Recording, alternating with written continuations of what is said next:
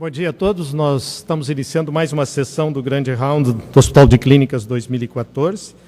Hoje o nosso tema é time de resposta rápida.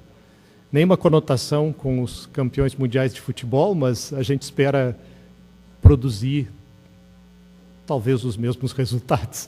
Não sei se é um pouco vaidosa essa colocação, né, Nadine? Nós vamos ter dois médicos do Serviço de Medicina Intensiva do Hospital de Clínicas, que são o Dr. Márcio Manoso Boniati e o Dr. Edson Moraes Rodrigues Filho. O Dr. Márcio vai falar sobre a implantação do TRR no Hospital de Clínicas e o Dr. Edson vai falar sobre as barreiras conceituais e práticas do time de resposta rápida. A professora Nadine Clausel, nossa vice-presidente médica, vai fazer a apresentação do time de resposta rápida. Nós vamos começar com a professora Nadine, depois com a apresentação do Edson e, posteriormente, a participação do Márcio. E depois fazemos as questões interativas e a discussão plenária. Professora Nadine.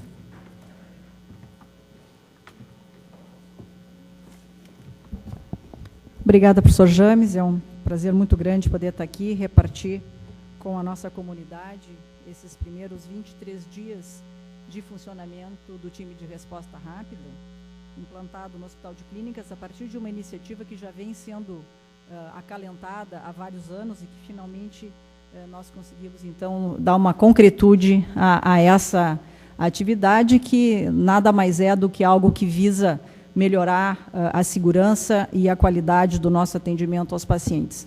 Essa é a ficha que vocês devem ter tido acesso em vários dos e-mails recebidos, que elenca como que funciona o time de resposta rápida. Nós desenhamos um logo para que isso fique bem claro na nossa ideia do que se trata, e que basicamente é uma equipe de médicos treinados em cuidados críticos que vão ser acionados em cima de gatilhos bem definidos na literatura e que devem estar ao lado do paciente, dando conta daquela intercorrência, e nós definimos que aqui são todos os pacientes adultos do Hospital de Clínicas em, no máximo, 5 minutos.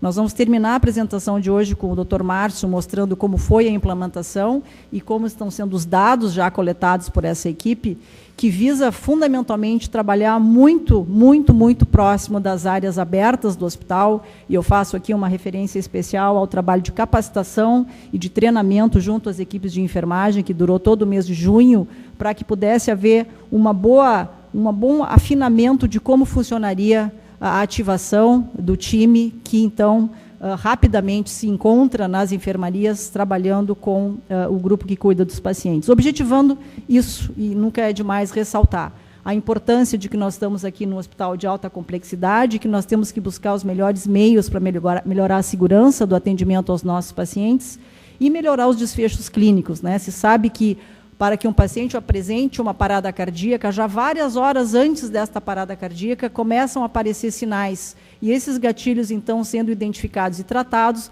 um dos desfechos claros é uma redução da incidência de paradas cardíacas em áreas abertas, e o Márcio vai mostrar como nós andamos nesses 23 dias de implantação do TRR.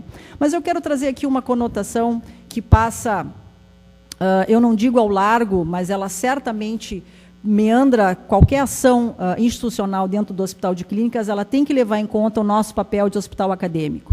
E um hospital acadêmico com essa complexidade, ao buscar atingir um objetivo assistencial de alta qualificação, também precisa lembrar de que esse é um cenário de treinamento para médicos residentes e outros profissionais, e que tenham as suas habilidades retreinadas, capacitadas em cima de pacientes que estejam apresentando alguma instabilidade clínica, com sinais de gravidade, pacientes críticos, e esse é um cenário do time de resposta rápida que precisa, sim, ser inserido no dia a dia do funcionamento do time de resposta rápida.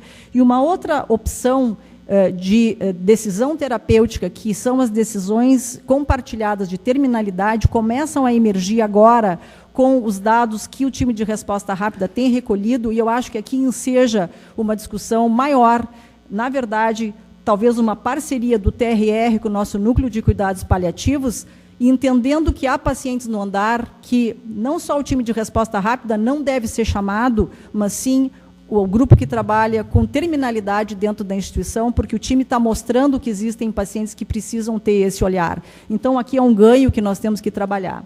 Eu trago para vocês um dos trabalhos que muito aborda a questão da importância do treinamento de residentes e de staffs de enfermagem num contexto de atividade de resposta rápida, e foi publicado no Critical Care em 2009, onde 141 médicos residentes de medicina interna e cirurgia, 497 enfermeiras, tiveram uma avaliação feita pela escala de Likert 1 ano depois da implantação do time de resposta rápida, para entender a percepção desses dois grupos, uma vez que aquela instituição, e aqui a Universidade da Pensilvânia, instalou o funcionamento do time de resposta rápida. Brevemente, essas são os achados desse estudo. 67% dos residentes responderam ao questionamento, 83% as enfermeiras responderam. Aqui, mais uma vez, algo que a gente conhece, a enfermagem é muito mais disciplinada na hora de atender um chamado e fazer respostas a algum questionário, nenhuma novidade aqui. Mais uma vez, professora Ana, a gente conhece como é que funciona.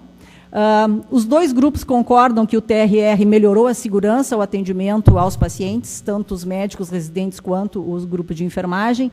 Nenhum dos dois grupos entendeu que houve um impacto negativo no treinamento e nos processos de ensino envolvendo a parceria com o time de resposta rápida, mas ambos os grupos concordam que este ensino e treinamento é tanto melhor quanto mais envolvimento existe na atuação do time de resposta rápida, e nós temos tido um cuidado de fazermos reuniões semanais para revisar como tem sido o processo de atividade do time de resposta rápida em conjunto com o plantão clínico do hospital, que tem uma coordenação geral, que eu agradeço demais ao professor Gustavo Farrobra, que está lá no meio da plateia, que está olhando para essa interação entre o plantão clínico e o time de resposta rápida e a interação dos residentes, exatamente para preservar um cenário de capacitação e ensino para os nossos residentes e para os nossos profissionais de enfermagem, que se sintam bem atendidos e bem amparados na hora de atender esses pacientes. Por fim, eu quero, então, dizer a todos que essa é uma oportunidade muito grande de nós avançarmos num campo inovador. O Hospital de Clínicas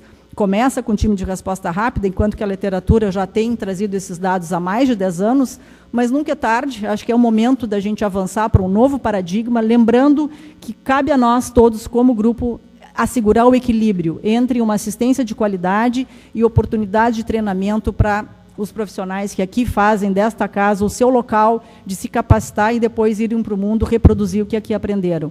Eu quero terminar agradecendo muito ao grupo de médicos que compõem esse time de resposta rápida. Essa é a foto que está na intranet. Aqui o time não está completo, mas a gente tem o Márcio, tem o Géres, tem o Igor, tem a Thaís, tem o Cristiano, tem a Lia, tem a Vivian, tem o Márcio, tem a Priscila, tem a Ana, tem o Wagner, a Marina, e entra a Patrícia e o Tiago Lisboa agora em agosto. Eu quero agradecer muito a vocês, quero agradecer demais ao grupo de enfermagem que abraçou essa ideia conosco, está atuando com esses pacientes, com essa equipe nos andares. Vocês vão ver os dados que o Márcio vai apresentar, e quero fazer um chamamento para todo mundo nesse hospital se juntar a esse time. Muito obrigada.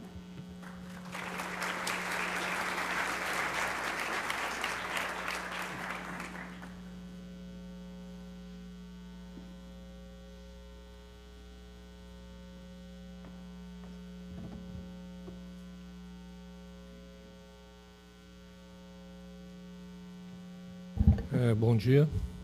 Ver se eu consigo ver o ponto vermelho. Para mim é sempre Agradeço o convite para poder trazer um pouco das impressões que a gente teve desse tempo de instalação do time de resposta rápida, que nasceu, na verdade, por outras demandas dentro da Irmandade Santa Casa de Misericórdia em outubro de 2006. Pode passar. A partir da publicação do Institute of Medicine, o erro é humano, errar é humano, gerou muita polêmica, mostrando que a medicina que era oferecida nos Estados Unidos não era a que se imaginava. Houve muitas reações. E, como dizia Schopenhauer, inicialmente essa posição foi ridicularizada, depois foi atacada de várias formas, e hoje ela é aceita como auto-evidente e que ninguém precisava ter avisado isso, já que todo mundo já sabia. Pode passar? Esse é um estudo recente, mostrando, então, o impacto. Na linha de baixo, é um hospital que já tem uma tradição de longa data em Sydney de time de resposta rápida, um pioneiro, e outras 3 instituições que introduziram introduziram há menos tempo. A gente vê as mudanças significativas a partir daquele marco da introdução na mortalidade hospitalar, pode passar o próximo, na taxa de paradas intra-hospitalares inadvertidas, pode seguir, e na mortalidade relacionada a esses pacientes que tiveram eventos de parada cardiorrespiratória. Existem pontos problemáticos, na verdade, em todos os braços relacionados ao time de resposta rápida, não? Tanto no braço aferente, que dispara o chamado, tanto nos critérios que a gente utiliza para fazer esse chamado, como no próprio braço eferente que faz o atendimento. Pode seguir. Isso me faz obrigatoriamente pensar como surgiu a terapia intensiva. Hoje a terapia intensiva está muito vinculada a uma área específica do hospital. Mas, na verdade, a terapia intensiva nasceu para atender doentes críticos, inicialmente por uma visão da enfermeira Florence Nightingale, ainda na Guerra da Crimeia, de que, reunindo doentes que tinham ferimentos num lugar de maior vigilância, ela acabou conseguindo reduzir bastante a mortalidade daqueles soldados britânicos que são feridos. E depois, com a unidade do Dr. Cushing, de pós-operatória de neurocirurgia, e mais conceitualmente, mais aceito a partir do surto de poliomielite na Dinamarca. Reunindo doentes, então, para que eles tivessem uma monitorização intensiva e, eventualmente, procedimentos invasivos e tratamentos de terapia intensiva. Isso levou à formação das unidades de terapia intensiva, e não ao contrário. Pode passar o próximo. Mas existem consequências se a gente não consegue aplicar essas ferramentas e a ferramenta do TRR adequadamente.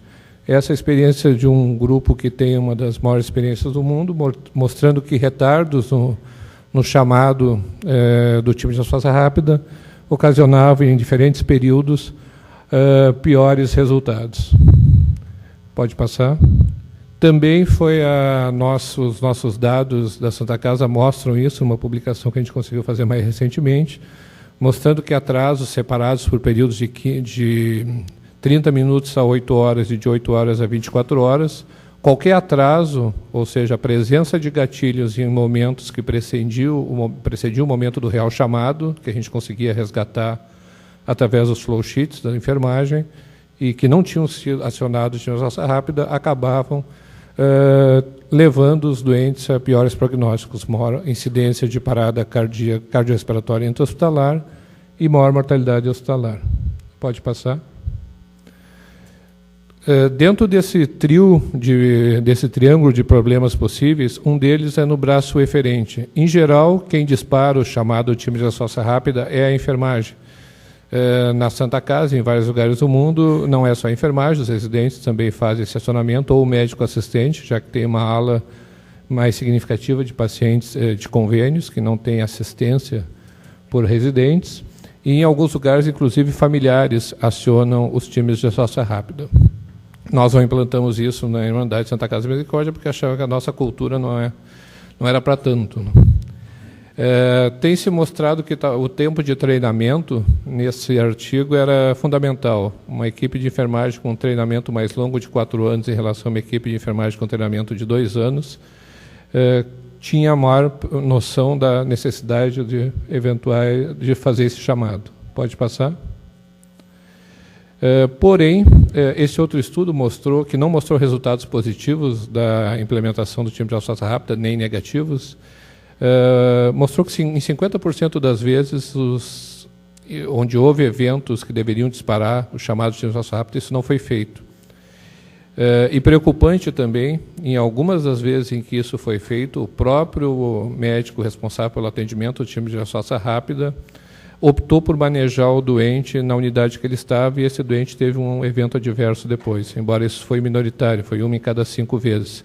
Mas também preocupante, mostrando que a cultura de quem presta esse atendimento do braço referente também tem que ser diferenciado.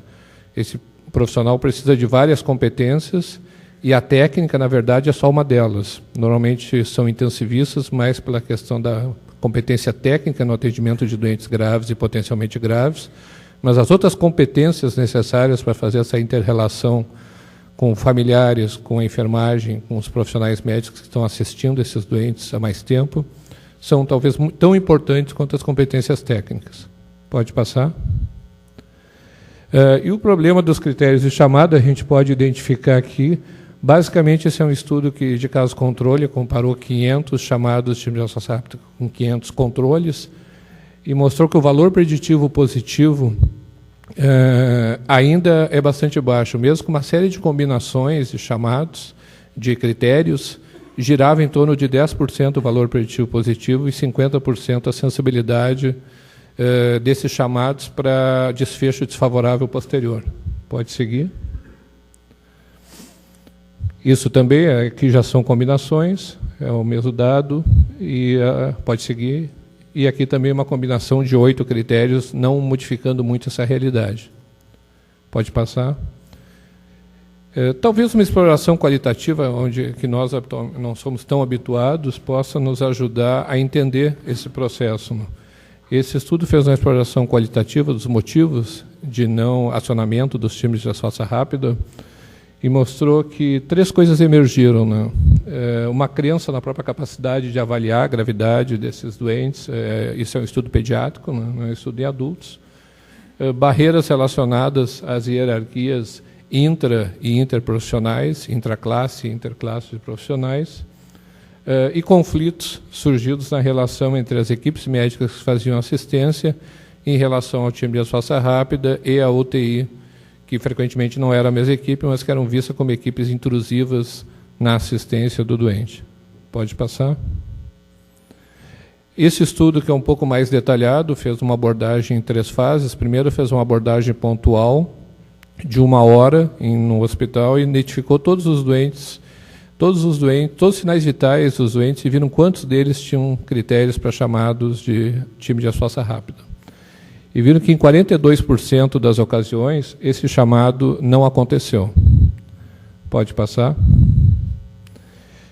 Tentando identificar barreiras cognitivas que levaram a isso, eles viram que, na verdade, 69% do staff conheciam os critérios, não? Estavam razoavelmente treinados para isso. 71% das pessoas que estavam atendendo esses doentes, a enfermagem e médicos, estavam, de fato, preocupados e, na verdade, muito preocupados com os seus doentes. E uma boa parte deles sabiam que os doentes teriam uma deterioração do seu quadro clínico se não fosse tomada uma medida mais agressiva. Pode passar o próximo. Dentro das barreiras socioculturais, é interessante perceber que, frente a uma pergunta de como o profissional achava que seria visto pelos seus pares ao acionar um time de resposta rápida para auxiliá-lo, a grande maioria, tanto do staff médico como do staff da enfermagem, tinha a impressão de que seria visto como incapaz de manejar aquele doente no momento que tomasse essa atitude de chamar o time de resposta rápida. Pode passar. Depois desse estudo de 1 hora e avaliando uma série de casos por 8 meses que foram internados em terapia intensiva, alguns com desfecho desfavorável, se fez entrevistas semi-estruturadas para entender as principais motivações de não acionamento do time de resposta rápida. Se viu que boa parte deles que retardaram o chamado do time de resposta rápida o faziam porque estavam esperando uma revisão de algum médico que tinha visto assistencial ou residente antes e que ficou de voltar para reavaliar o doente, ou esperando algum tipo de investigação ou intervenção antes de chamar o time de resposta rápida. Do ponto de vista de explicações para não se ativar o time de resposta rápida, definitivamente, não só de retardar, a ideia principal que surgiu é que a situação estava sob controle no andar, né, na unidade de internação. E uma outra foi uma falta de comunicação, foi o segundo item, de que, na verdade, a UTI já estava a par, esse doente talvez já tivesse sido visto, já estivesse listado para ir à UTI, e ficou a impressão para quem estava fazendo assistência de que a questão estava resolvida até aí e aguardava a transferência. Essa é uma realidade bem palpável para nós, né, infelizmente. Pode passar. O interessante... pode voltar um pouquinho? Se a gente observar daqueles 23 casos em que não houve chamados do time de resposta rápida, só um deles teve desfecho favorável. Então, essa impressão de segurança no atendimento do andar ela pode não parecer tão falsa a princípio, né? Mas essa é uma impressão pontual, né? Do ponto de vista acumulativo pensando em qualidade assistencial e da visão da gestão, um doente, uma morte potencialmente reversível em 23, numa instituição tão grande, é bastante significativo, né? Claro que para quem está assistindo um doente, se isso acontecer uma em cada 23 vezes, talvez não pareça, né, tão chamativo. Pode passar? Várias barreiras, então, surgem. Essas barreiras têm a ver com questões de hierarquia no cuidado do atendimento, mudanças no empoderamento do poder médico, se entendendo que uma equipe externa assistindo ao doente sem autorização prévia da equipe assistencial, por um chamado realizado pela enfermagem ou mesmo por familiares, quando em locais que socorrem, parece para muitos médicos inadequado, né? Isso dá mais independência para a enfermagem, mais autonomia na assistência dos doentes, o que também nem sempre é visto de forma favorável.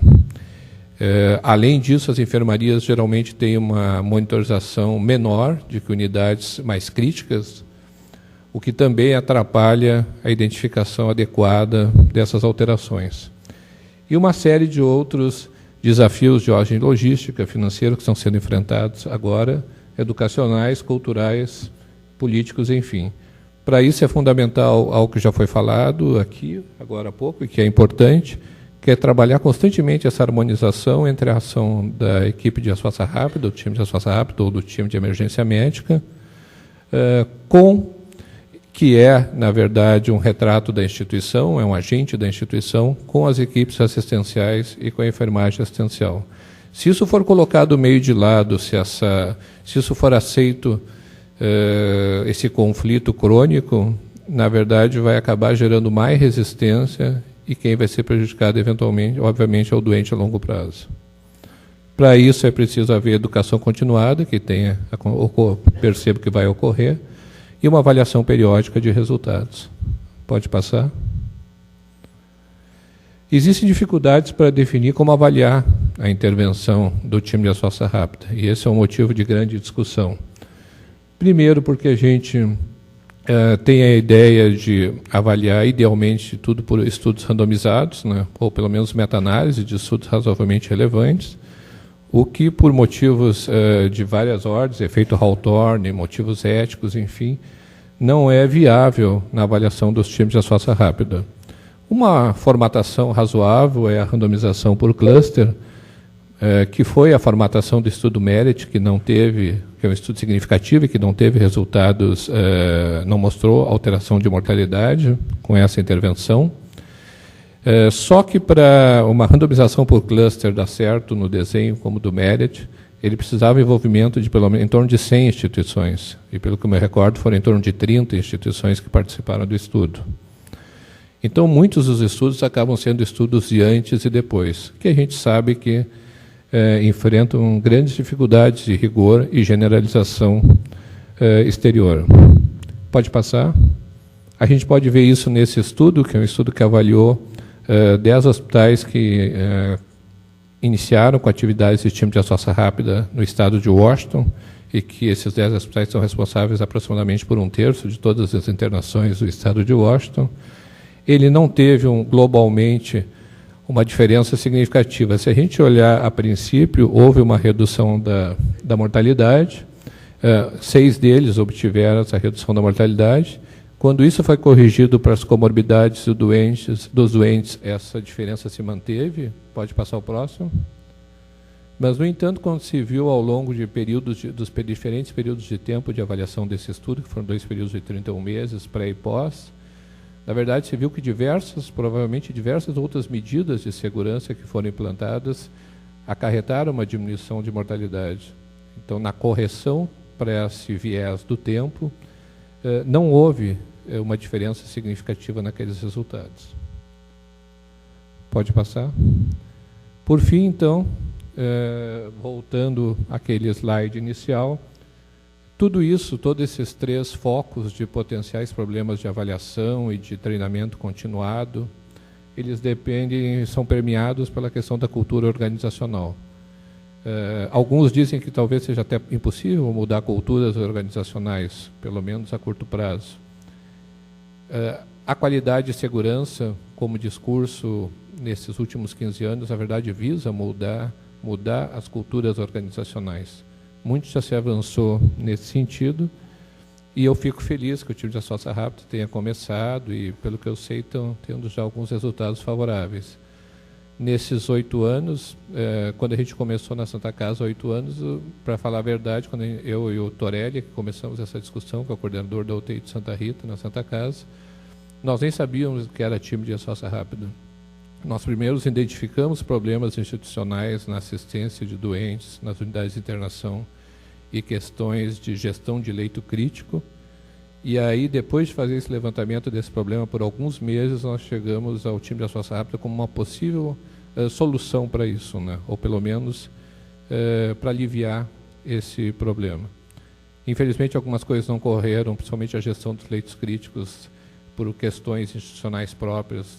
Nós não conseguimos manter essa gestão entre várias unidades, ao contrário daqui, lá são 6 a 7 unidades de UTIs adultos. Mas a assistência ao doente do andar melhorou muito ao longo desses anos. Obrigado.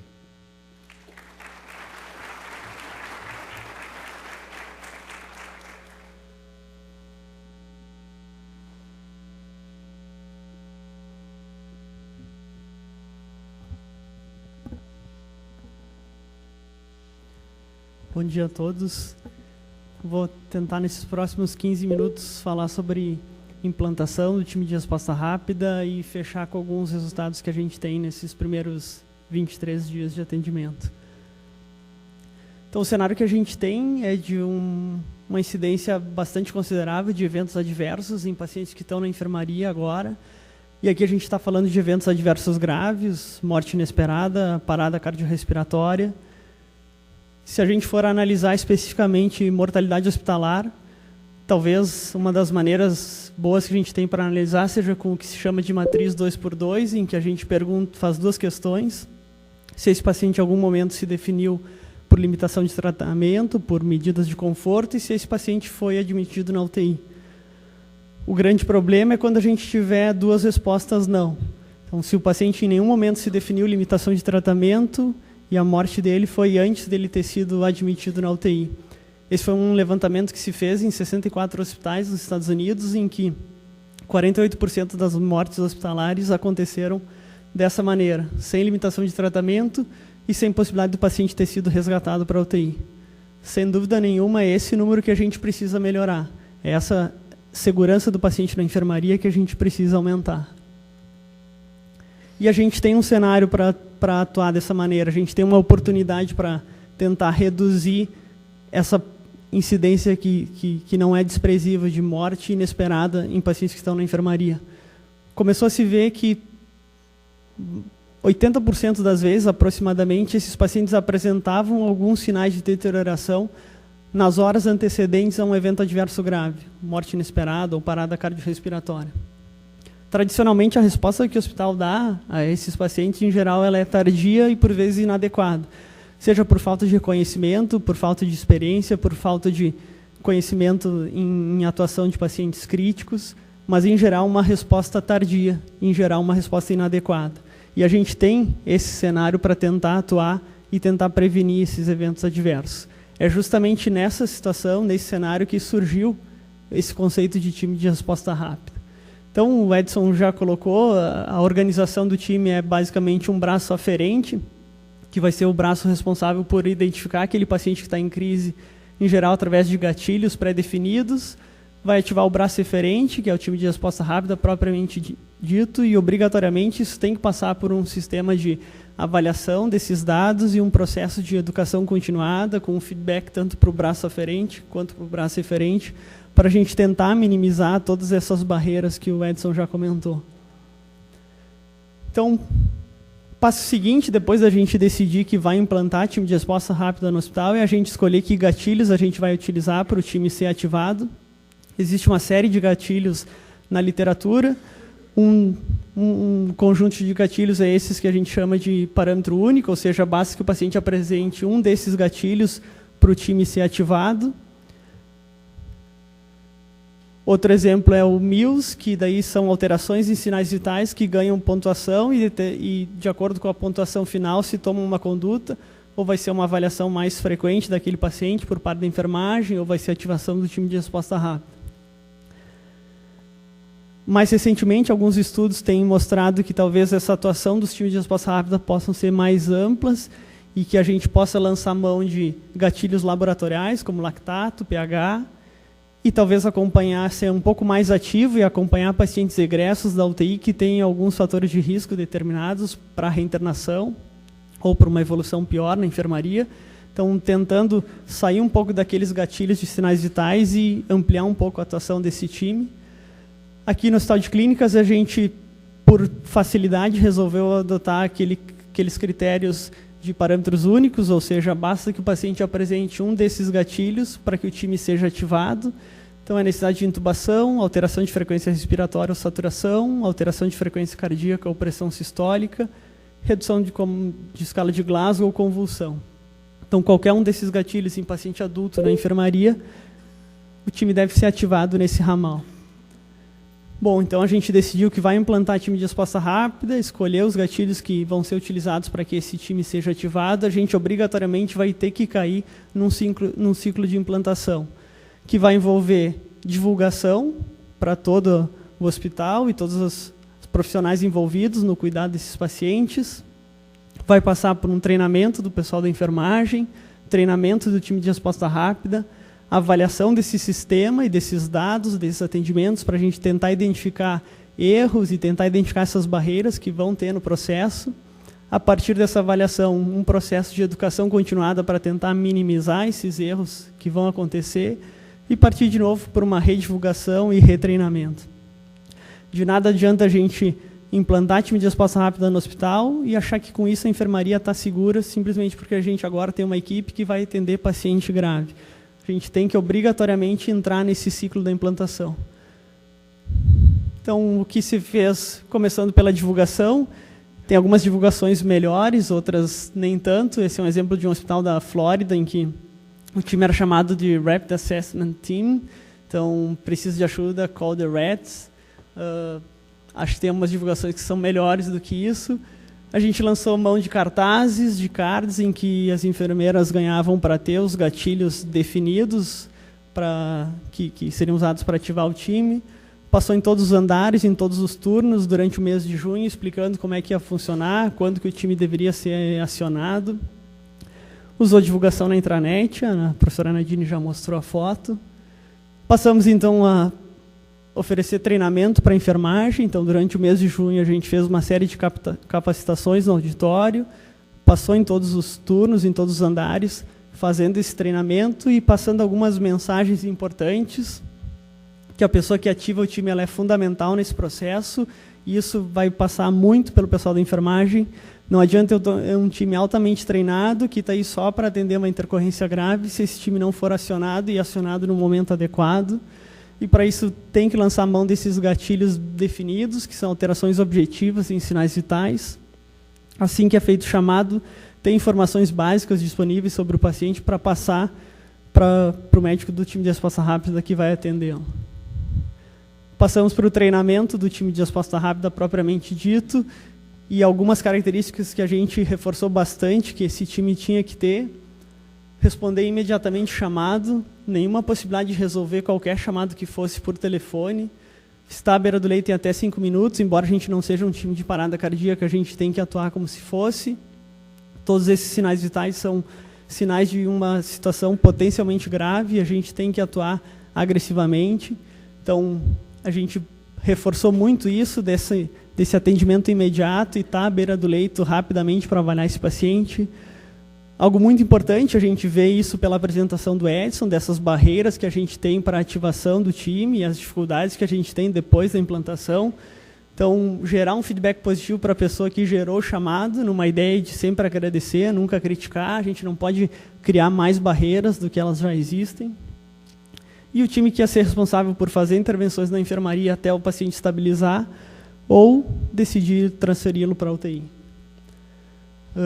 Só reforçando os 5 As de um bom time, então isso a gente passou muito nos treinamentos, era importante ter essas características. De novo, está acessível, disponível, mas sempre agradecer, nunca criticar. E a gente vê isso muito importante na literatura. E uma das causas é isso que o Edson comentou, a gente tem muitas barreiras para acionar o time, para gerar o chamado, a gente tem que tentar fazer a nossa parte para que isso seja minimizado. Passamos para a etapa seguinte, e isso vai ser um processo contínuo. Então, a gente implantou o time de resposta rápida, fez treinamento da enfermagem, fez treinamento do time em si. A gente precisa começar a ver o que a gente está fazendo e registrar esses atendimentos e avaliar esses dados. Como disse o Hillman, que é um dos autores que mais publica sobre o time de resposta rápida, a gente não vai saber o que tem problema até mensurá-lo. Então, não adianta só implantar, a gente tem que fazer uma avaliação continuada. Então, todo o nosso atendimento a gente registra, esse é só uma parte do formulário que precisa ser preenchido para todo atendimento. Isso é um preenchimento online, que no mesmo momento que o médico termina o seu preenchimento, já é exportado para uma planilha, para depois a gente analisar esses dados, que vão ter todos os dados pertinentes ao atendimento. Isso vai ser utilizado para a gente fazer esse processo de educação continuada. A gente precisa ver o que está fazendo, identificar erros que vão acontecer durante esse processo e fazer um processo de educação continuada com retreinamento das equipes para a gente tentar chegar nisso e melhorando a atuação com o tempo. Bom, a gente implantou o time de resposta rápida, fez todo o treinamento, está começando a fazer um processo de avaliação, vai ter um processo de educação continuada, mas o que eu espero de benefício depois de implantação e de um time maduro que esteja funcionando bem no hospital? Como o Edson falou, a maioria dos estudos de time de resposta rápida são do tipo antes e depois, então se mede um indicador, se implanta o time de resposta rápida e se mede esse indicador depois.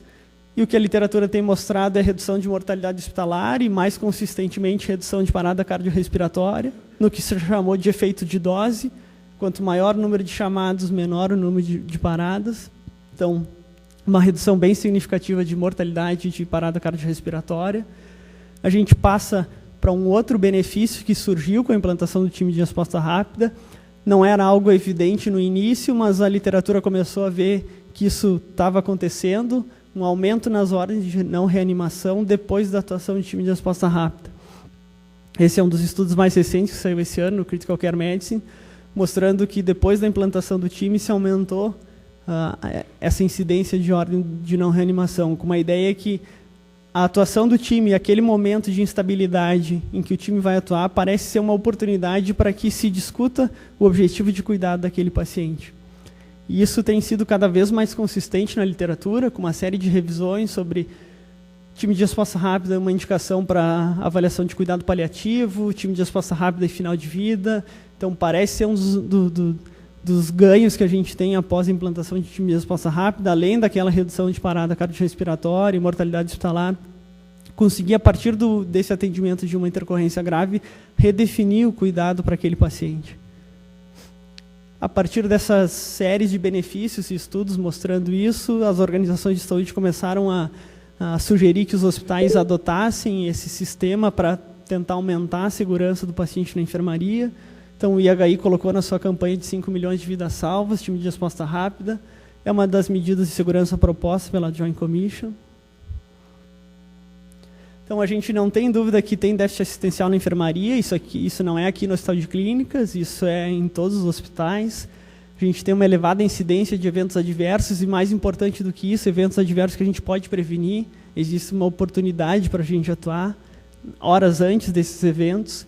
E é justamente a proposta de time de resposta rápida, que a gente consiga oferecer intervenção precoce para aquele paciente que está sob risco. Só para finalizar essa parte, eu trago uma frase do Pronovost, foi um dos autores que mais criticou o time de resposta rápida nos últimos 10 anos, e o ano passado ele escreveu que não tem mais nenhuma razão para a gente reconsiderar o conceito de time de resposta rápida ou questionar a sua implantação e o nosso investimento. Ao invés disso, nós devemos investir mais nessa estratégia fundamentada na segurança do paciente, a fim de torná-lo o mais eficaz possível.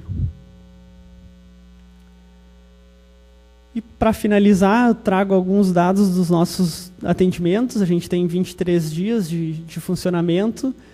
Essa é a análise da primeira quinzena, em que a gente teve 149 atendimentos, ou seja, mais ou menos uma média de 10 atendimentos por dia, que é um número bastante considerável, talvez seja o maior número da literatura já relatado de atendimento de time de resposta rápida.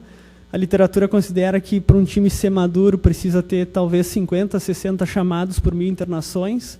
Então, era de se esperar que, com o número de internações que a gente tem em média aqui no hospital, a gente alcançasse um número de 100, 120 chamados no final do mês. Na primeira quinzena, a gente já teve 149. Então, isso é mostrando que o hospital, de fato, abraçou a implantação do time, e a gente espera, com o andamento do time, que isso funcione cada vez mais. Então, como já se sabia, a enfermagem é parte fundamental nesse processo, é quem vai ser o principal responsável pela ativação do time de resposta rápida e vai identificar aqueles sinais vitais alterados. A gente atendeu mais pacientes clínicos do que cirúrgicos, já teve um atendimento em paciente obstétrico. Dos gatilhos que foram responsáveis por gerar um atendimento, principalmente pressão sistólica menor que 90 e queda de saturação menor que 90, isso é muito compatível com o que tem na literatura, são de fato os dois gatilhos objetivos que mais se utilizam para gerar um chamado. Mas a gente já teve chamado por via aérea, frequência respiratória, frequência cardíaca, convulsão, alteração de sensório. A gente tem um aumento de mais ou menos 50% no número de chamados à noite, e isso a gente vai começar a fazer uma avaliação dos motivos disso. O que salta aos olhos talvez seja a maior presença da equipe assistente durante o dia, e aí o time de resposta rápida ser mais ativado à noite, mas a gente ainda vai ter que analisar melhor e ver se essa tendência continua ao longo dos próximos meses, mas de fato a gente tem um aumento bem considerável no número de chamados à noite. A gente ainda tem atraso no chamado, então atraso a gente considera quando a gente é chamado para atender um paciente e verifica que aquele paciente tinha sinais vitais registrados que preenchiam critérios para chamado e que o chamado não foi feito. Na Santa Casa, depois de 3, 4 anos de funcionamento, a gente ainda tinha uma incidência de 21, 22% de atraso no chamado. Aqui, nesses primeiros 15 dias, a gente tem quase 30%. Então, é um número bem bom para um sistema que está recém começando. A gente vai continuar mensurando isso para entrar nesse processo de educação continuada e a gente conseguir melhorar essa nossa atuação. Então, embora tenha chamados com atraso, é um número bem aceitável para o tempo que a gente tem de atuação. Desses 149 primeiros atendimentos, a grande maioria permaneceu na enfermaria, com intervenções que se fez, e 26 pacientes foram transferidos para alguma área crítica. Isso é mais ou menos 12% desses nossos atendimentos acabaram precisando ir para alguma unidade de cuidado crítico. Difícil já falar em benefícios, a gente está analisando os primeiros 15 dias, mas talvez o entusiasmo inicial permita isso. Até agora a gente teve nessa primeira quinzena 11 pacientes em que se definiu ordem de não reanimação depois do atendimento do time de resposta rápida, ou seja, aqueles pacientes que essa definição não tinha antes do atendimento, e com atendimento e discussão com a equipe assistente, com o próprio paciente familiar, se chegou a essa definição. Parece pouco, 7,6%, mas se a gente for ver, é quase um paciente por dia em que se define limitação de tratamento a partir do nosso atendimento. Parada cardiorrespiratória, de novo, difícil a gente já falar em algum benefício, mas se a gente pegar a média mensal de paradas que a gente teve em 2013, foram 7,2 paradas por mês. Em 2014 até junho, então antes da implantação do time de resposta rápida, a gente tinha uma média de 6,3 paradas por mês. Com a implantação do time, até agora a gente teve, na verdade, 2. Hoje de manhã teve uma segunda parada cardíaca desse mesmo paciente e acabou falecendo.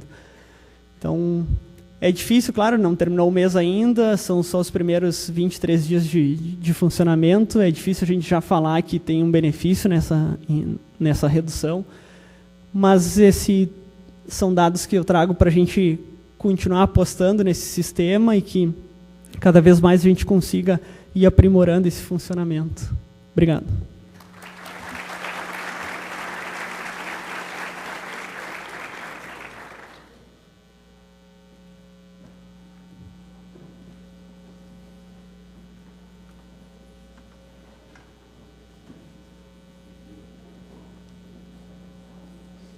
Nós vamos... Alô? Bom dia. Alô? Alô? Nós vamos colocar as questões interativas agora, vocês preparem os aparelhinhos para fazerem a votação, né?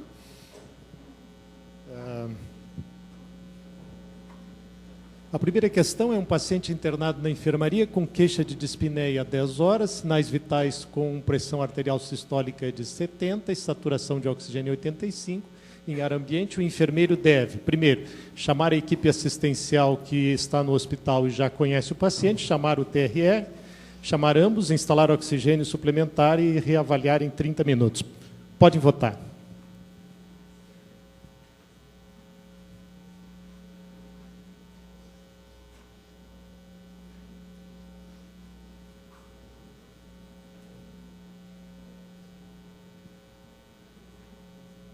Acho que foram muito bem sucedidos na apresentação. Alguém quer fazer um comentário, Márcio? Essa dúvida vai surgir sempre. De maneira nenhuma a gente quer alijar a equipe assistente do atendimento. A ideia de time de resposta rápida é tentar ao máximo desburocratizar o atendimento de uma situação que é potencialmente grave. Então, sempre que o paciente tiver algum gatilho desses, ativar o time e a gente vai ser responsável pela comunicação com a equipe assistente. A gente chega, avalia, vê se tem alguma intervenção urgente que precisa ser feita e entra em contato com a equipe assistente para discutir o caso e dizer o que foi feito, como é que o paciente está, mas mesmo que a equipe assistente esteja pelo hospital, teve algum desses sinais, desses gatilhos, ativar o time de resposta rápida e a gente vai fazer essa comunicação com a equipe. Vamos para a questão 2, então. Qual o benefício mais... Desculpa. É o problema da visão, né? Qual o benefício mais consistentemente demonstrado na literatura após a implantação do time de resposta rápido? Redução da parada cardiorrespiratória, redução da mortalidade hospitalar, aumento na incidência de ordens de não ressuscitação e redução de internação na UTI. Alguns já estão votando, podem votar.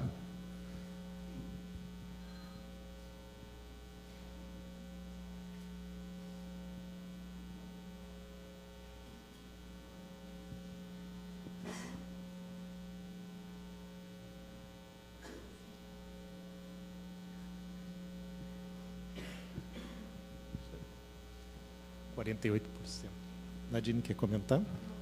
Márcio?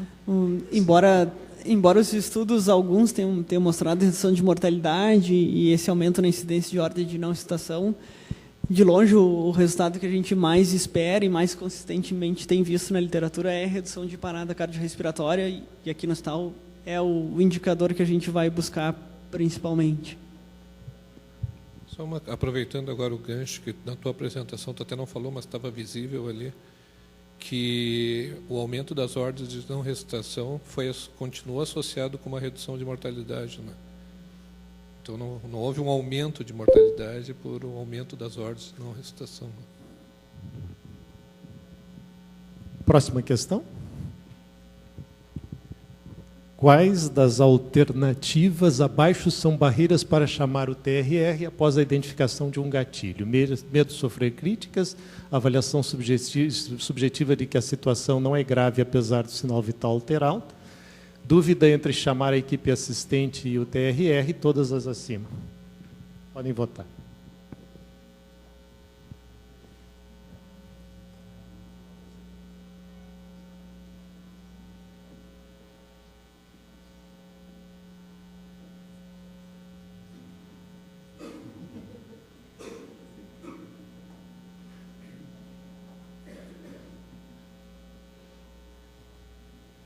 Comentários? Eu achei que provavelmente essa é a resposta, né? Depende muito da população que responde, né? Eu acho que a alternativa 3 é uma questão mais educacional, né? Com o tempo, né?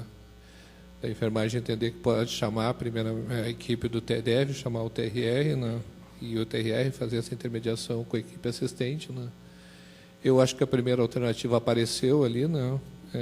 Não só o medo de sofrer críticas, mas o medo de se sentir tecnicamente desqualificado, ou ser visto como tecnicamente desqualificado pelos seus pares, né?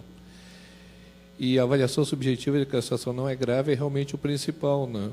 talvez por uma visão enviesada de se ter uma amostra, um valor preditivo positivo baixo, né, dos gatilhos, né, mas que do ponto de gestão, eu insisto, e qualidade assistencial, uma morte evitável faz muita diferença em 23, né, numa instituição do porte, né, do Clínica, Santa Casa, enfim. Perguntas?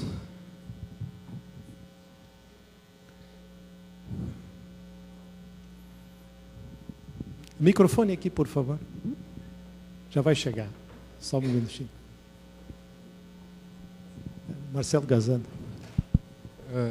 Bom, primeiro, parabenizar vocês pelas apresentações, mas muito mais do que apresentações, a implantação.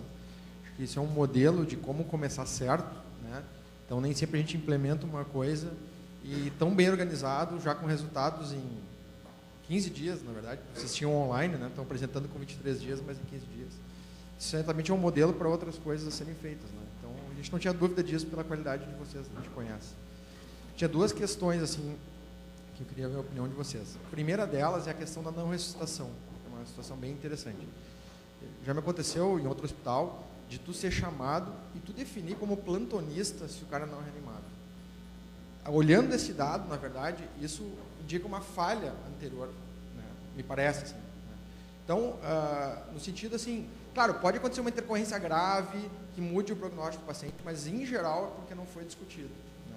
E é claro, está melhorando muito a formação, na minha opinião, em relação à terminalidade, assim, mas acho que isso é um dado indireto, à medida que cair as horas de não ressuscitação, né? Acho que isso significa que a assistência anterior melhorou, me parece, assim, né? E eu acho que é um grande dado para a gente repensar várias coisas, né? E não sei se nesse caso aí também entraria alguma coisa de transferir para uma unidade de cuidado paliativo, assim como tu transfere para a UTI, o que não é.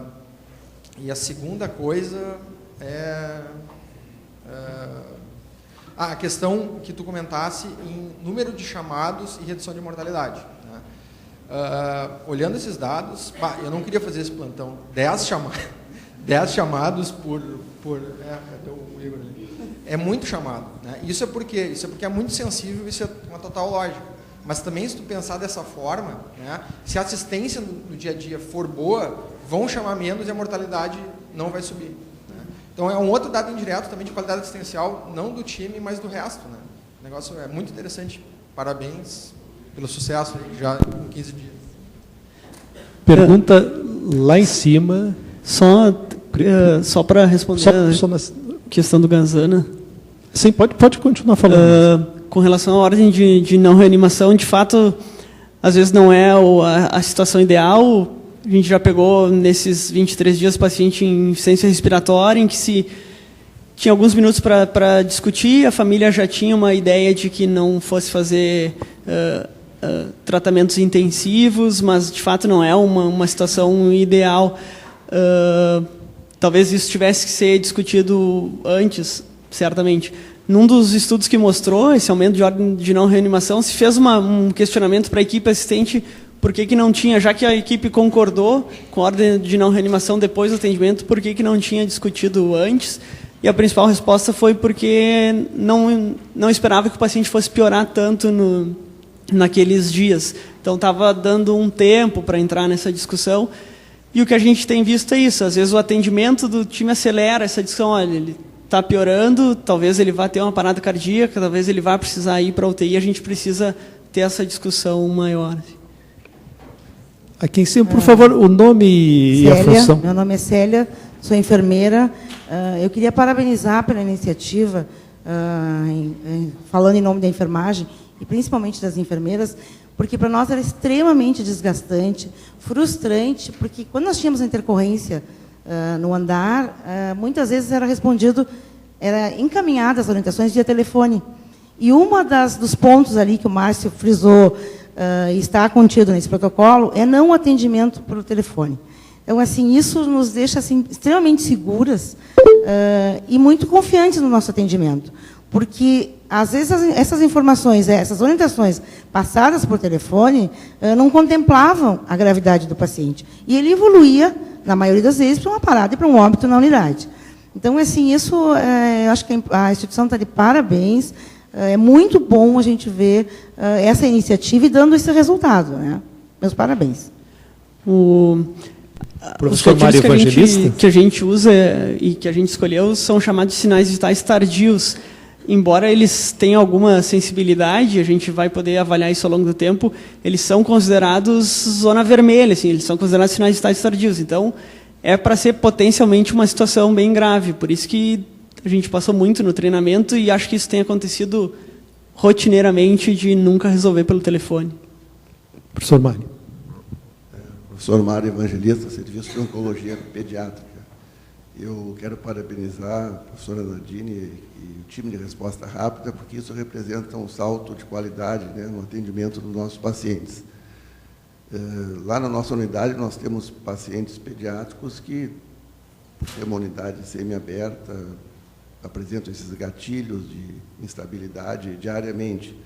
Então, a pergunta para a professora Nadine é o que nós, pediatras, podemos esperar, ou talvez melhor, o que nós podemos fazer, se nós esperar, para que tenhamos também um time de resposta rápida para os pacientes pediátricos. Eu transfiro essa pergunta para o professor Jefferson Piva, que aqui se encontra, a professora Helena Goldani, que está exatamente à sua frente. Eu acho que a turma da pediatria que está aqui, a professora Patrícia Lago, à sua esquerda, né, está cercado de pediatras. Eu acho que eles vão dar conta dos pequenos, assim como essa turma está dando conta dos grandes, inclusive na área de psiquiatria, na área de obstetrícia. Eu acho que esse é o caminho. Obrigada pela provocação. A resposta, quem sabe um time de resposta rápida, Kids, para dezembro. Eu acho que a gente... Não, tem mais pergunta ali. Oi, meu nome é Gabriel, sou doutorando. Vocês no início mostraram, entre as avaliações, a questão educacional dos residentes, do ponto de vista deles. Depois comentaram mais a parte clínica, né? Queria saber, vocês já montaram um sistema de avaliação contínuo em relação aos pacientes?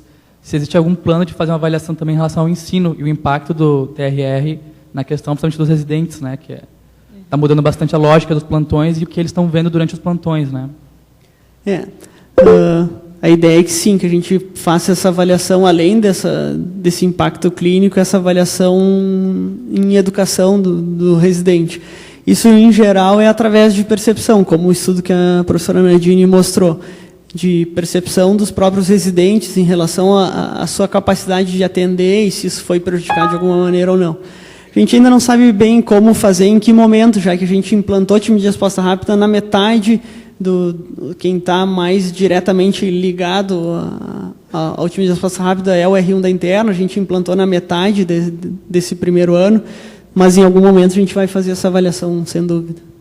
Eu acho que eu queria pegar esse gancho. Eu fiz questão de, na minha pequena apresentação, chamar a atenção para aquele artigo, porque essa é uma preocupação constante nossa e a literatura mostra muito isso, né? No momento que se implanta uma nova forma de atender os pacientes num hospital acadêmico, e essa forma ela prima pela rapidez e pela presteza, isso muda paradigmaticamente a forma de atender as intercorrências de andar nas áreas abertas do hospital.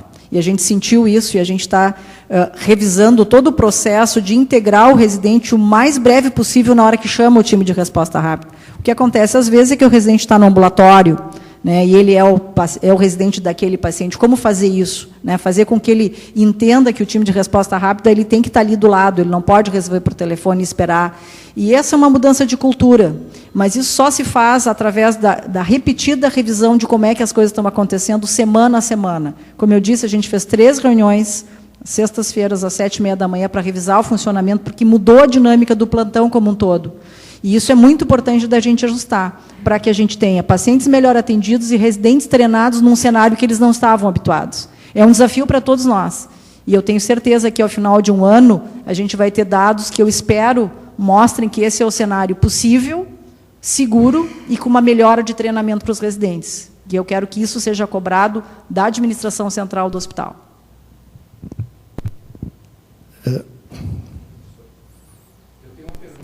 Por favor. Jardel, fala o teu nome e a tua função. Eu sou doutorando Jardel. Eu queria saber, com relação ao número de atendimentos, se existe uma expectativa com relação a esse número, que falou em torno de 10 por dia, né? Com a educação da equipe assistencial, qual é a expectativa que vocês têm com relação a esse número? Esse número de 10 por dia já é um número bastante grande, se a gente for considerar a literatura. A gente não sabe o quanto isso vai aumentar com esse processo de educação continuada. A ideia que a gente tem com esse número é que, já na largada, o hospital abraçou muito a ideia de utilizar o time de resposta rápida, saber que ele existe, saber os seus gatilhos e utilizá-lo. O processo de educação continuada vai visar não só aumentar esse número de chamados, se isso for necessário, mas também reduzir a incidência de atraso e tentar melhorar esses chamados que já estão acontecendo. Mas difícil saber se com educação continuada a gente vai aumentar esse número. Já é um número que hoje se consideraria um sistema maduro, embora tenha 15, 20 dias de atuação. Quando nós fizemos as primeiras reuniões para discutir esse encontro, eu me senti muito gratificado em fazer parte do braço aferente, porque as características do braço aferente são muito fáceis, os critérios, os gatilhos são muito fáceis de serem aprendidos. Mas o que eu queria perguntar para vocês, que eu acho que é uma pergunta que deve estar com muitas pessoas devem estar com vontade de fazer, é como é que é o treinamento do braço eferente? Como é que se atinge essas expectativas dos profissionais que chamam e que vão encontrar resposta no braço eferente? Como se dá o treinamento do braço eferente? Como é que esse treinamento se aproxima mais das necessidades dos médicos que fazem a demanda? Treinamento dos médicos que vão atuar no time? Treinamento da enfermagem. Treinamento do braço eferente. O time em si. Que executa a função. Porque existe insatisfação, né, por parte dos usuários. Primeiro, existe um perfil de médicos que a gente buscou para atuar no time de resposta rápida. De fato, não é uma atuação tão simples. A grande maioria de nós é intensivista e está acostumado a atender um paciente na UTI, monitorizado, com tudo à mão, com tudo funcionando muito rapidamente. E a gente, sempre que se fala em time de resposta rápida, se fala em sair dessa zona de conforto da UTI, que é o que se tem chamado muito de UTI sem paredes. Para o intensivista sair dessa zona de conforto. E é exatamente isso, porque atuar na enfermaria não é tão simples. A gente tem uma demanda de chamados que é grande, às vezes a gente não tem tudo disponível como gostaria de ter, como a gente tem na UTI para atuar, e o treinamento reforçou bastante isso, assim, de que a gente ia encontrar dificuldades, porque a gente é um ambiente diferente do ambiente que a gente tem na UTI, a gente ia encontrar mais dificuldades nesse atendimento, e que essas dificuldades não poderiam implicar num atendimento com uma qualidade menor. Assim, tinha que ter paciência para atender, paciência com falsos positivos que vão acontecer e acontecem, de paciente que é chamado e que a gente não faz nenhuma intervenção e que não era nenhuma situação de gravidade, mas ter paciência com esses falsos positivos que a gente chama, para não gerar mais barreiras. Então, o treinamento passou muito por isso, assim, e foi uma conversa muito com todos os médicos que atuam no time de passar isso. A gente vai enfrentar essas dificuldades, vão ter muitos chamados, às vezes vão ser chamados que a gente não vai precisar fazer nenhuma intervenção, mas a gente tem que ir, não pode resolver pelo telefone, seja às 3 da manhã, às 5 da manhã, e a gente tem que se mostrar próximo da enfermagem e próximo do paciente. Nós temos aqui vários plantonistas que fazem parte do time de resposta rápida. Se vocês quiserem fazer algum comentário sobre essas interfaces, por favor, manifestem-se. Tem mais uma pergunta lá. Posso só colocar mais 2 perguntas? Sim, quer complementar? Não, eu tenho essa é uma preocupação que eu tenho. Normalmente a gente, por muito tempo, tem a preocupação do treinamento do braço aferente, né? Eu tenho uma visão talvez mais conservadora. Acho que o entusiasmo inicial, até pela equipe que foi selecionada e bem selecionada para desenvolver essa tarefa aqui no Clínicas, certamente é uma equipe que vai dar essa resposta que se espera, né? Mas é difícil sustentar isso a longo prazo. Nós temos uma cultura já difícil de sustentar medidas a longo prazo, né? E, como eu tinha dito antes, as competências necessárias para trabalhar numa atividade dessa são muito maiores que as competências técnicas, né? Que normalmente são as primeiras que decidem pela escolha, né? Eu torço para que se continue nesse nível. Esse é um esforço que talvez seja tão grande ou maior do que treinar as equipes aferentes. Eu faço plantão há 25 anos E eu sei que a gente, naturalmente, com os anos, tem a mania de administrar o nosso plantão. E um plantão de 10 chamados, ou que sejam 5 ou 6, com predomínio à noite, né, não é uma tarefa fácil. Pergunta? Luciana, do Serviço de Anestesia. Primeiro, eu queria parabenizar a equipe, dizer que eu sinto um super orgulho de estar participando desse momento. E queria saber se houve algum impacto no aumento de solicitação de UTI, né? Deve ter havido, se vocês mensuraram isso. E como vocês estão pensando em trabalhar com isso, né? Visto que a gente tem algumas UTIs, por exemplo, vou falar da nossa situação, que é a UTI cirúrgica, a gente sofreu um impacto com os pacientes do TRR, e se isso está sendo pensado, como que a gente vai solucionar a longo prazo, alguma unidade intermediária, enfim. A gente ainda não mensurou isso, mas sim, a gente acaba utilizando mais leitos de UTI do que estava utilizando até então. Embora esse aumento ainda não seja tão grande de pacientes da enfermaria, a gente ainda conseguiu trazer bastante paciente da emergência, trazer paciente via central de leitos de fora, mas sim, a demanda interna vai aumentar, não sei o quanto, mas vai aumentar desses pacientes que vão acabar sendo vistos pelo time de resposta rápida, com as intervenções que são feitas não vão adquirir estabilidade, vão acabar precisando ir para a UTI. Nesses 149 atendimentos, a gente teve 3 pacientes que teve que colocar na UTI cardíaca, que eram pacientes clínicos, e outros 3 que foram para a UTI da ICR. Então, foram 6 pacientes alocados para unidade de cuidados intensivos, mas que têm as suas características e que, a princípio, era para receber paciente de cirurgias eletivas, enfim. Não é uma solução fácil. Esses pacientes, eles existem, a gente não está criando, e a gente atende e precisa dar uma solução para eles. Eles não são pacientes do 6º Norte, eles não são pacientes do 5º Sul, eles são pacientes do Hospital de Clínicas, e quando eles precisam de um leito de UTI, as UTIs, áreas 1, 2 e 3 estão lotadas, a gente tem que lançar mão desses outros leitos. Não é uma solução, não tem uma solução mágica agora para isso. As UTIs são subdimensionadas. Quando eu era residente da UTI, se falava em 10% de leitos de UTI para um hospital. Hoje se fala em 30%. Talvez a gente tivesse que ter um UTI com 240 leitos, então. Mas não é uma solução fácil, isso vai acontecer. Nós temos a última pergunta ali. Por favor, o nome e a função. Ricardo, eu sou intensivista, fui colega dos 2 intensivistas que estão na mesa. Parabéns pela organização do serviço. Só para ser rapidamente assim, então, a pergunta que eu tenho é com relação a, eventualmente, bacteremia se tornar um gatilho para o time, que seria uma maneira de tentar reconhecer, entre outras, né, choque séptico na sua fase mais inicial. Tanto para o reconhecimento da bacteremia em si no andar, ou quanto hemoculturas positivas no laboratório, alguma maneira de ter o link com o laboratório de serviço de microbiologia também.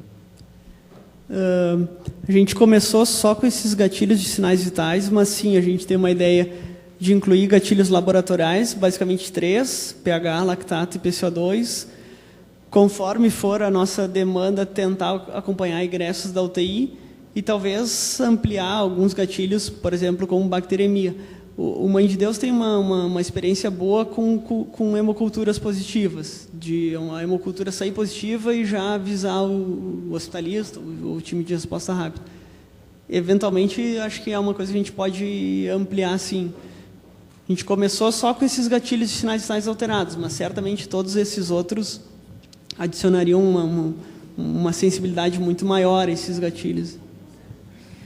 Pessoal, o professor James me pediu para fazer um comentário rápido de encerramento. Eu acho que é um assunto palpitante, a gente está vendo o pessoal sentado aqui. Acho que essa é uma oportunidade que nos faz pensar em vários modelos que a gente vai precisar ajustar à medida que o time de resposta rápida vai maturando na casa. Eu começo pela questão do ensino, a questão da inserção dos residentes em todos os cenários que o time de resposta rápida vai estar abrindo. Vejo alguns residentes aqui, tivemos conversas esquentadas na semana passada, espero que tenham entendido qual é a intenção nossa, enquanto gestores de um hospital de ensino, é inserir o residente em todos os cenários, sim, e o residente tem que ser partícipe, tem que sair melhor treinado com esse tipo de experiência. Número 2, acho que a gente tem que abrir uma discussão sobre terminalidade de paciente, entre aspas, crítico. Eu acho que isso, Lu, pode fazer girar diferente os leitos críticos Se a gente puder olhar para o paciente através de uma conversa, de uma integração com o grupo dos paliativos, eu acho que a gente tem, dentro dos paliativos, o Paulo Ricardo, que é médico intensivista, a gente tem a Patrícia Lago, que estava aqui agora, a Lúcia Miranda estava aqui agora, acho que a gente tem um link para trabalhar muito interessante, gostei de ver os artigos, é algo que nos pareceu oportuno, eu não fui estudar isso e tu já trouxesse os dados, vamos estudar isso, vamos trabalhar com isso, a gente vai mudar a nossa cultura de trabalhar com terminalidade, integrando esses profissionais e, quem sabe, otimizando o leito crítico. O terceiro item, obviamente, é, será que nós vamos ter que fazer opções de parar alguma coisa para poder dar espaço para esses pacientes subirem? Né? Alguém comentou num outro hospital que foi instalado, bom, optaram por fechar a emergência. Né? Não se pode mais receber emergência, porque se consegue, com isso, girar diferente o paciente intramuros. Não chegamos até isso ainda, né? Talvez tenhamos que fazer alguma opção, alguma escolha de Sofia, se a gente continuar trabalhando e não der conta de atender o leito crítico de todo o hospital. Mas, aqui, de novo, nós vamos acompanhar esses dados quase que em tempo real. Né? A gente tem uma planilha, a gente tem pessoas motivadas, tem um grupo extremamente presente, tem um grupo na VPM que está muito emparcerado com essa turma, para a gente olhar os dados. Tendo o dado, tendo o diagnóstico, tem que ter o plano. Nesse momento, ainda, com esses 3 leitos que foram para a SR, crítica, não se cancelou cirurgia por causa disso, não se cancelou cardíaca por causa disso, né, professora Silvia? Houve um ameaço de cancelamento naquela noite crítica, não precisou, né? Se fez um esforço, se conseguiu fazer tudo funcionar. Mas é um cuidado, é uma atenção.